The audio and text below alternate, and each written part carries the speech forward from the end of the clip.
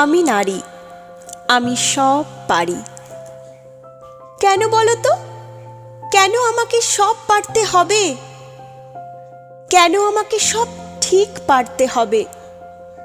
ফুল পারলে পুরুষ হয়ে যাব বুঝি? আমি নারী, আমি দশভুজা। কেন? আমারও তো দুটোই হাত। কেন আমি মা দুর্গা হতে যাব? অসুর আমাকেই একা কেন বধ করতে হবে? পরিবারের সকলে মিলে বেঁধে বেঁধে অসুখ জয় করা কেন যাবে না? এই দেখো আবার বলে নারী তুমি। বুঝিয়ে দাও, তুমি কম নাও কিছুতে। তোমাকে হতেই হবে ডাক্তার, ইঞ্জিনিয়ার, পাইলট। কেন?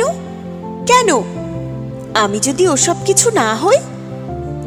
আমি যদি ভালো আলপনা দিই, লক্ষ্মী আঁকি, শাড়ি পরে সারা বাড়ি ঘুরি? আমি যদি বলি তোর চাকরি করতে ভাল লাগে না? আমি যদি বলি তুমি তো আছো, ভালোবাসো? ও সেই কথা, এ তো পরনির্ভরশীলতা। কেন? ভালোবাসা নয় বুঝি? আমি নারী, আমি সব গুছিয়ে রাখতে পারি। না, সব গুছিয়ে রাখতে পারি না আমি। মুহূর্তে মুহূর্তে নিজেকেই হারিয়ে ফেলি। অগোছালো ঘরের বিছানায় নিজেকে ছুঁড়ে দিয়ে স্বপ্ন দেখি। স্বপ্নে আমি ধান হয়ে যাই, গান হয়ে যায়, বৃষ্টি ভিজি। কেন বলো তো?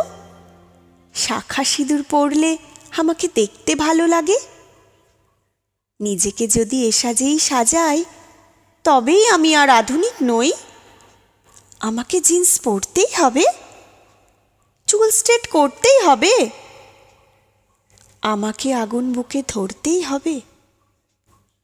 অফিস শেষে ফিরে এলে তোমাকে বলতেই হবে বসো, তোমার চা আনছি। না বললে শুনতেই হবে বাড়িতে সারাটা দিন করোটা কি? আমার অফিসে আমার স্বামী সন্তান বাদ দিয়ে কথা বলা যাবে না। পুরনো বন্ধুদের গ্রুপেও তাই।